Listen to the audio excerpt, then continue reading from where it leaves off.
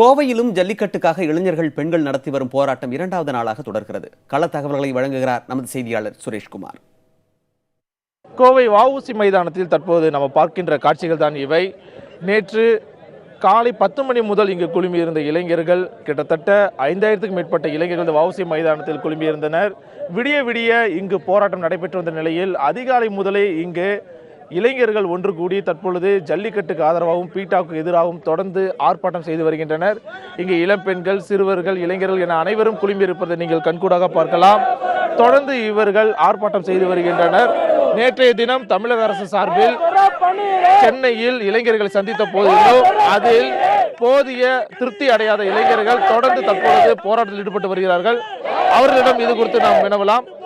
நேற்றைய தினம் வந்து இளைஞர்களை வந்து தமிழக அரசு சந்திச்சு பேச்சுவார்த்தை நடத்தியிருக்காங்க. அந்த பேச்சுவார்த்தை திருப்திகரமா இருக்கா? உங்க அடுத்த கட்ட போராட்டம் என்ன வரும்? பேச்சுவார்த்தை நடத்தினாங்கன்னு சொல்லி நீங்க தாங்க சொல்றீங்க. இதுவரை எந்த கால அவசர முடிவும் எடுக்கவே கிடையாது. இந்த வரையும் எந்த ஒரு இதுல இருந்து எந்த ஒரு பேச்சுவார்த்தைக்கும் எங்களை கூப்பிடுறாங்களே தவிர அவங்க எங்களோட இதுல இருந்து வரமாட்டேங்கிறாங்க ஆச்சுங்களா. இந்த இதுல நாங்கள் மாணவர்கள்லாம் இன்னும் போராடி தான் இருக்கோம். நேற்று நைட்டு 2 மணிக்கு மதியானம் 2 மணிக்கு வந்து போராடணும். இன்னை வரையும் தூக்கம் இல்லாம பசியும் பட்டினியுமா போராடிட்டு தான் இருக்கும். ஆனா இப்போ வரையும் யாருமே எங்களை கேட்டு எந்த ஒரு இதுவுமே வர்றதில்லை. இதுக்கு ஒரே தீர்வு, நீங்க ஜல்லிக்கட்டை நடத்த விடுங்க ஆச்சுங்களா. கல்லூரி மாணவர்கள் வந்து எல்லாம் அலைதிரன்னு வந்துட்டு இருக்காங்க. இந்த போராட்டத்தோட அடுத்த கட்ட நடவடிக்கையை நீங்க பார்க்கணும்னு இருந்தா இன்னும் வெயிட் பண்ணுங்க, காத்துருங்க. நாங்களும் எங்களுடைய சுயரூபத்தை காட்ட தயாரா இருக்கோம். இன்று நீங்க எதிர்பார்த்த வகையில் அறிக்கை வரல, ஜல்லிக்கட்டு நடத்துறதுக்கு போதிய ஒத்துழைப்பு வந்து மத்திய மாநில அரசால் கிடைக்கப்பெறல அப்படிங்கிற பட்சத்தில் இளைஞர்களுடைய போராட்டம் அடுத்த கட்டமா இன்று எப்படி இருக்கும்? அடுத்த கட்டமா இப்போ வரைக்கும் அறவழி போராட்டத்தில் தான் போராடிட்டு இருக்கிறோம். தமிழக அரசும் மத்திய அரசும் ஒன்று புரிஞ்சுக்கணும், இது எந்த அரசியல் கட்சி கூட்டின கூட்டம் கிடையாது. நீங்கள் அரசியல் கட்சி கூட்டின கூட்டத்தில் பார்த்துருப்பீங்க, அவங்களோட அடுத்த கட்ட நடவடிக்கை இதாக இருக்குன்னு. இதான் நாங்கள் முதல் டைம் மாணவர்களெல்லாம் வந்து சேர்றோம்.